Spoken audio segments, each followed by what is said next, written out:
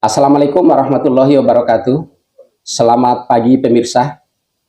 Hari ini Senin 15 April 2024.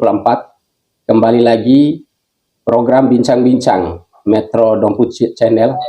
Kali ini mengangkat topik rekam jejak politisi senior Kabupaten Dompu. Sudah bersama saya Bapak Sirajuddin Sarjana Hukum, Ketua Komisi 1 DPRD Provinsi Nusa Tenggara Barat. Selamat pagi, Pak Ketua. Selamat pagi. Awal meniti karir di dunia politik, apa yang menginspirasi Bapak maju sebagai calon legislator saat itu? Ya. Terima kasih Om Supriyadin dari Metro Dompu ya. Artinya awal saya meniti karir di dunia politik ini pada tahun 2003. 2003 saya memang berasal dari sebagian komunitas yang bergaung di alam pergerakan, di alam pergerakan. Nah, karena saya melihat kondisi pada saat itu, mestinya seorang legislator sangat dibutuhkan. Karena kenapa? Dalam artian itu sebagai penyeimbang dalam rangka untuk menyalurkan, terus menyampaikan apa yang menjadi harapan, terus bagaimana kebutuhan masyarakat dan sekitarnya. Itu sebenarnya kita harus menempatkan diri pada seorang legislator yang nantinya akan ada kewenangan untuk bisa kita berkontribusi dalam persoalan membangun masyarakat dan daerah. Itu yang menginspirasi saya pertama masuk ke alam politik ini. Sebenarnya saya awalnya tidak menarik ke alam politik ini karena memang background saya background hukum. Sebenarnya saya merupakan seorang praktisi, praktisi yang bisa bergaung di dunia hukum, di dunia lawyer dan sebagainya. Cuman persoalannya kenapa? Karena harapan dan tuntutan, karena bagaimanapun juga kita ini berada di komunitas, komunitas sosial Kabupaten Dompu. Jadi ada ruang, ada celah yang mestinya kita harus ambil bagian dalam persoalan seperti itu. Apalagi pada saat itu saya masih berusia di 31 tahun saat itu. 31 tahun yang notabene-nya masih energik, masih sangat diharapkan oleh masyarakat untuk bisa mewakili suara-suara mereka, mewakili harapan-harapan mereka dan kebutuhan mereka. Itu menginspirasi saya untuk terjun ke dunia politik saat itu. Nah, apa yang ada dalam benak Bapak pada saat itu ingin maju sebagai calon atau anggota DPRD Kabupaten Dompu pada saat itu? Kira-kira program apa yang pro rakyat yang terinspirasi dalam benak Bapak saat itu? Ya, terima kasih ya. Jadi pada dasarnya saya sebenarnya orang yang berangkat dari bawah. Dari bawah. Saat itu saya berada pada posisi di desa pesisir yang namanya Desa Soro saat itu, ya kan. Artinya saya di Desa Soro ini merupakan sebagian dari pegiat organisasi sosial kemasyarakatan. Saya di situ jadi ketua Karang Taruna. Saya di situ jadi anggota BPD. Itu yang terinspirasi. Nah, sehingga saya oleh sebagian masyarakat pada saat itu mendorong dan mensupport saya itu untuk bisa maju menjadi calon anggota legislatif di tahun 2004 saat itu. Nah, tapi sebelum itu saya belum ada partai politik. Oleh karena demikian pada saat itu ada beberapa tokoh politik di Dompu ini yang mencoba menghubungi saya, tapi saya lebih tertarik kepada partai politik yang namanya Partai Persatuan Pembangunan saat itu. Ya kan? Kenapa saya berafiliasi ke Partai Persatuan Pembangunan? Karena punya sejarah. Partai Persatuan Pembangunan, salah satu tokoh Nusa Tenggara Barat pendiri Partai Persatuan Pembangunan ini adalah ayahanda kita yang namanya Haji Ali Tamin saat itu. Haji Ali Tamin itu dia merupakan anggota DPR MPR dari fraksi Partai Persatuan Pembangunan. Sehingga beliau punya niat, punya hajat ingin menghijaukan Kempo ini pada saat itu. Nah, sehingga beliau sampai berjalan kaki dari Kempo sana sampai ke Soro ini untuk menemui saya saat itu dan mensupport, memberikan berbagai wejangan politik, sehingga saya untuk tertarik terjun ke dunia politik lewat Partai Persatuan Pembangunan.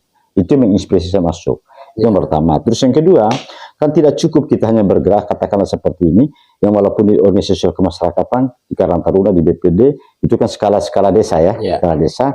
Nah, sehingga harapan masyarakat bagaimana supaya bisa ada keterwakilannya di DPRD kabupaten sehingga dia bisa menyuarakan itu harapan dan aspirasi masyarakat setempat. Gitu. Bapak sampai 3 kali duduk di legislator di Kabupaten Dompu ini. Apa kira-kira program-program pro rakyat yang pernah dilakukan selama duduk menjadi legislatif ini.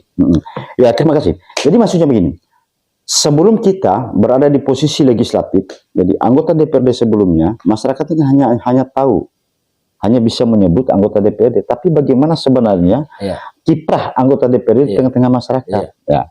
Oleh sebab itu saya tidak ada program yang spektakuler sebenarnya, tapi saya mencoba untuk menerapkan program-program yang sederhana, yang mudah dipahami, yang bisa dirasakan oleh masyarakat. Artinya dengan keberadaan saya DPRD Kabupaten Dompu saat itu, jadi bagaimana pola kita membaur dengan masyarakat itu supaya tidak ada sekat gitu loh. Tidak ada sekat. Ketika mereka ingin menyampaikan aspirasi, menyampaikan harapannya, tidak perlu lewat protokoler, tidak perlu lewat birokrasi yang sulit. Tapi cukup dengan mendatangi rumah, terus bagaimana dia mengundang kita, terus bagaimana kita berasimilasi, bersosialisasi, beradaptasi dengan mereka, itu rasanya mereka sudah cukup. Karena bagaimanapun juga itu yang saya terapkan selama 15 tahun berada di Dompu ini. Tidak ada program yang spektakuler, tapi ada memang kepentingan-kepentingan masyarakat yang pada saat-saat tertentu kita bisa perjuangkan. Gitu loh. Nah, contoh, apalagi kita di Dompu ini sebagian besar masyarakatnya masyarakat petani kan. Apakah itu petani tanaman pangan, apakah itu petani ternak, apa itu petani nelayan, kan itu persoalannya. Nah, bagaimana kita bisa menangkap, melihat bahwa mereka punya harapan, punya kebutuhan seperti apa. Nah, apa yang mesti kita lakukan itu loh. Itu sebenarnya tugas daripada seorang legislator. Ya, karena legislator ini, jadi mohon maaf, di pemerintah daerah ini, pemerintahan daerah itu ada dua. Ada bupati, pimpinan daerah, dan ada DPRD. Nah, DPRD ini merupakan lembaga yang membuat kebijakan, yang membuat regulasi, bukan yang mengeksekusi.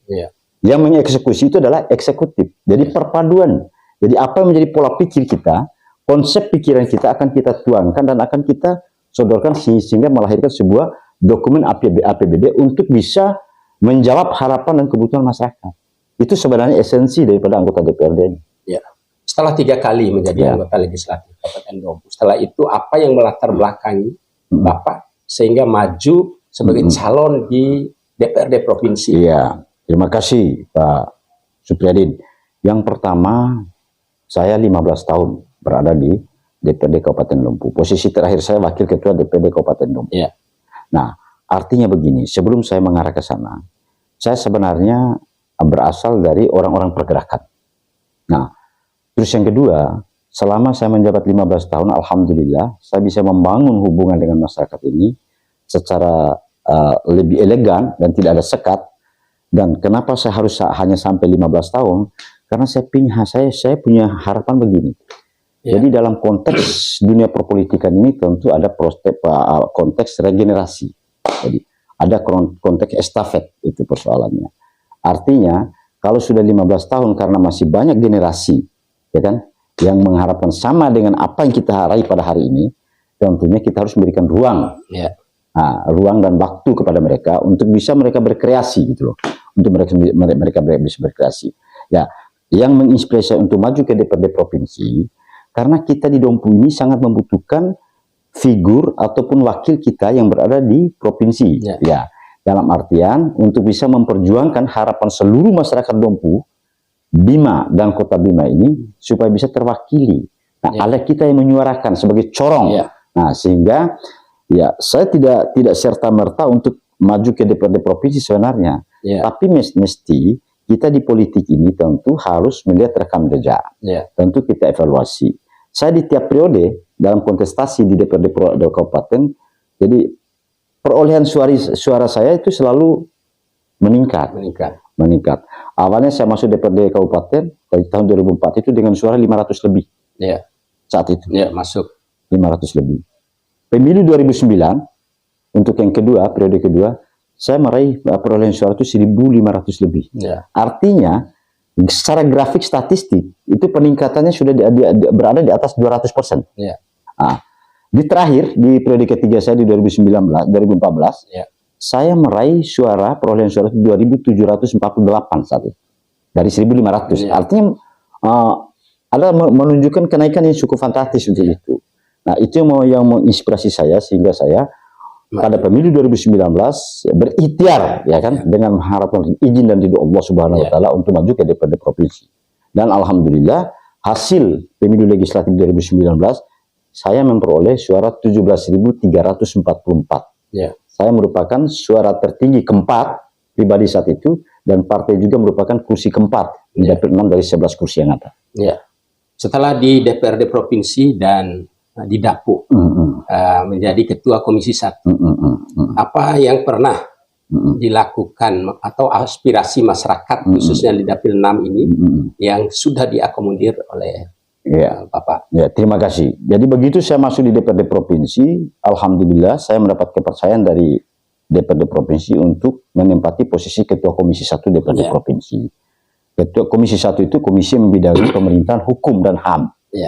Karena saya di DPRD ini tidak pernah lepas dari Komisi 1. Saya memang background pemerintahan, background hukum. Jadi saya tidak mungkin masuk ke komisi yang lain. Semenjak saya dari Dompu, saya pertama 2004 itu ketua komisi A dulu, bukan 1 dulu, A. Nah, ke 2009 saya masih di ketua komisi 1, terus di 2014 saya di waktu ketua DPRD provinsi. Di kabupaten. Alhamdulillah di 2019 saya juga dipercaya menjadi ketua komisi 1 DPRD provinsi. Artinya itu sudah merupakan brand saya dan background. Nah, terus ada kinerja-kinerja. Yang pertama, ya kita ini secara kewilayahan masih banyak daerah-daerah kita ini yang berebut masalah perbatasan dan sebagainya. Jadi ada banyak persoalan di Bima Dompu ini. Katakanlah perbatasan Bima Dompu yang ada di desa di Kraku sana yang sudah kita selesaikan dengan tim yang ada di provinsi. Begitupun juga yang ada di Tambora. Itu persoalan. Itu berkaitan dengan aspek kewilayahan. Karena memang seorang legislator ini sebenarnya kalau komisi itu hanya pembagian tugas semestinya. Tapi esensinya itu anggota DPRD mencangkup semua segmen, ya kan? Semua bidang, semua aspek. Ya baik itu aspek ekonominya, sosial budayanya, ya kan? Aspek pembangunannya, terus aspek hukumnya, aparaturnya, birokrasinya mesti masuk semua. Dalam aspek pembangunan yang selama ini, alhamdulillah saya selama berada di DPRD provinsi untuk di kecamatan saya, di kecamatan Dompu Barat ini, mulai dari kecamatan Kilo, Manggelewa, Kempo Pekat, alhamdulillah saya bisa membantu dengan berbagai infrastruktur. Apakah itu pembenahan jalan lingkungan, apakah itu pembukaan jalan tani, usaha tani, dan sebagainya. Terus apakah itu bagaimana untuk mengembangkan bakat generasi muda, katakan dalam artian memperbaiki, terus menciptakan lapangan pekerjaan buat generasi muda, kan itu persoalan. Ada banyak hal yang mesti kita lakukan hari ini. Cuman belum maksimal. Nah, karena dengan keterbatasan waktu, ya kan, keterbatasan kemampuan, karena tidak ada yang sempurna. Ya Pak Supriyadin, ya semuanya serba tidak sempurna. Nah, di balik ketidaksempurnaan itu tentu kita saling melengkapi. Nah, itulah persoalannya. Nah, itu yang pertama. Terus yang kedua berkaitan dengan persoalan itu ada banyak hal. Selama di DPRD provinsi dalam kapasitas sebagai Komisi 1, ketika ada persoalan yang membahas terkait masalah bagaimana beredarnya penyakit masyarakat yang melanda generasi muda, ya kan. Contoh soal di situ ada narkoba, ya kan. Di satu sisi ada pencurian motor dan sebagainya. Kita berbagi dengan aparat penegak hukum yang ada di daerah dan semua stakeholder yang memang berkompeten dengan urusan-urusan seperti itu. Dan di situlah kita akan mau mencoba untuk menyampaikan apa yang menjadi harapan, apa yang menjadi kasat mata kita melihat di lapangan seperti apa. Nah, itu dalam lingkup tugas saya sebagai Ketua Komisi 1 DPRD Provinsi. Setelah sukses menjadi politisi, baik di tingkat kabupaten maupun di tingkat provinsi, Bapak ini salah satu figur yang digadang-gadang untuk maju menjadi kepala daerah di Kabupaten Dompu untuk tahun 2024 ini. Bagaimana tanggapan Bapak dengan persoalan ini? Jadi begini, saya sekarang posisi hari ini, kalau di alam politik ini saya sudah paripurna. Kalau diibaratkan di militer itu saya sudah bintang 5. Di militer sudah bintang 5. Yang terakhir saya mengantarkan putra saya untuk menggantikan posisi DPRD provinsi. Berarti itu bintang saya, bintang 5. Makanya saya bilang saya sudah paripurna. Sebenarnya politisi yang berhasil adalah politisi yang mampu menciptakan generasi. Sebagai estafet dalam memperjuangkan apa yang menjadi harapan, apa yang menjadi konsep yang ada dalam pikiran kita untuk kita bisa bersama-sama dengan masyarakat. Itu baru dikatakan politisi berhasil. Nah, oleh karena demikian, pada hari ini saya sudah capai pada puncak itu. Nah, saya sudah paripurna. Dan yang kedua, karena saya melihat Sekarang saya mencoba untuk mau kembali ke Dompu. Ya. Saya melihat bagaimana tatanan ekonomi, terus tatanan birokrasi, tatanan sosial kemasyarakatan yang ada masih membutuhkan pemikiran-pemikiran yang sebenarnya yang punya yang spektakuler, yang memang punya inovasi dan gerakan-gerakan yang bisa merubah suasana seperti ini. Sementara yang saya lihat selama ini di Dompu ini belum ada upaya untuk bagaimana kita menciptakan masyarakat ini dia bisa damai. Gitu loh. Artinya masyarakat ini baru bisa damai ketika dia bagian tengahnya perutnya dia bisa damai, itu kan persoalannya. Terus bagaimana kita bisa mengurangi pengangguran, terus bagaimana bisa menciptakan lapangan pekerjaan, terus bagaimana bisa kita berlaku adil dan sebagainya. Itu yang diharapkan oleh masyarakat hari ini. Terus bagaimana dia mendambakan masyarakat hari ini, pemimpin itu yang bisa bersama masyarakat, gitu loh. Yang bisa bersama tanpa ada sekat. Itu maksudnya. Jadi ada banyak hal yang ingin kita benahi. Kalaupun itu ada izin dan ridho Allah Subhanahu wa taala sesuai dengan ikhtiar kita. Kalaupun tidak, kan kita kembali kepada keputusannya. Tapi yang pasti pada hari ini saya berkeyakinan ada sedikit kemampuan untuk bisa melakukan yang apa menjadi harapan dan dambaan masyarakat secara umum. Itu loh persoalannya hari ini. Kemudian seandainya Bapak sekarang ini menanggapinya bahwa untuk maju seperti yang digadang-gadang oleh masyarakat Bupati Dompu, kira-kira program apa mungkin ada dalam benak Bapak yang brilian, mungkin selama ini yang dievaluasi lah, bahwa ini yang belum dilaksanakan oleh pemerintah sebelumnya, misalnya seperti itu. Mungkin ada gambarannya Pak. Terima kasih. Jadi begini, yang pertama itu kita lihat dari segmennya ya. Kalau dari segmen ekonomi, nah sementara yang kita tahu di Dompu ini mayoritas petani, apalagi sekarang petani jagung, ya kan? Artinya bagaimana pemerintah ini dia bisa berupaya dan memfasilitasi terkait menjaga stabilitas harga, contoh, ya kan? Terus bagaimana dia bisa mengatur keluar masuk distributor, itu yang perlu sekarang. Nah, sehingga tidak ada terjadi kesenjangan yang dirasakan oleh masyarakat, itu satu. Terus yang kedua, dari berbagai macam upaya, mestinya oleh pemerintah ini dia harus mampu membuat gerakan. Dalam artian, sekarang ada keluhan banyak masyarakat yang mengatakan bahwa kebutuhan dasar daripada petani ini adalah terkait masalah bibit, masalah pupuk dan sebagainya, yang dirasakan langka, terus yang dirasakan sangat mahal dan sebagainya. Nah, apa upaya pemerintah ini itu? Yang walaupun semuanya itu bukan keputusan kita di pemerintah daerah, tapi itu merupakan keputusan pemerintah pusat. Tapi ada upaya dan gerakan dari pemerintah ini dalam rangka mewakili seluruh masyarakat Dompu itu bisa menyelesaikan persoalan-persoalan seperti itu. Itu satu. Terus yang kedua, ada berbagai infrastruktur yang ada di Kabupaten Dompu ini yang masih jauh dari standar, ya kan? Yang masih banyak yang rusak, yang masih banyak. Nah, tentu dalam hal ini membutuhkan pemimpin itu yang punya kemampuan manajerial, kemampuan dia melakukan jejaring, bagaimana dia membuka komunikasi, terus bagaimana dia menyelesaikan persoalan-persoalan yang ada. Itu semestinya hari ini yang harus kita lakukan oleh pemerintah daerah. Nah, itu terkait dengan infrastruktur. Terus yang selanjutnya, pimpinan daerah ini tidak terlalu sulit menurut saya. Karena dia memiliki pembantu-pembantu, ya kan? Pembantu kabinet, ibaratnya kalau di pusat kabinetnya. Ya kalau di sini kan ada kepala dinasnya, ada ininya, ada. Nah, tempatkan orang-orang itu sesuai dengan kemampuannya, sesuai dengan backgroundnya gitu loh. Nah, supaya bagaimana dia bisa membantu kita dalam mengelola pemerintah dan daerah. Karena yang kita kelola ini bukan hanya pemerintah, tapi masyarakat. Bagaimana kita memberikan tingkat kesejahteraan kepada masyarakat itu yang minimal tidak bisa secara sempurna kan begitu Pak Supriyadi, tapi minimal ada upaya gitu kan. Nggak mungkin kita bisa menyelesaikan semuanya, tapi dia secara bertahap. Ada gerakan, ada secara statistiknya sedikit ada peningkatan gitu loh. Nah, tidak mungkin juga kita ibaratnya membalikkan telapak tangan untuk bisa menyelesaikan semuanya, tidak. Karena kita manusia itu kan. Tapi minimal ada gerakan. Nah, itu yang saya harapkan seperti saya. Nah, nanti ya kalaupun ada izin dan ridho Allah Subhanahu wa taala, kita mencoba untuk mengkombinasikan berbagai potensi, berbagai kemampuan yang dimiliki karena tidak mungkin bisa diselesaikan oleh pimpinan daerah.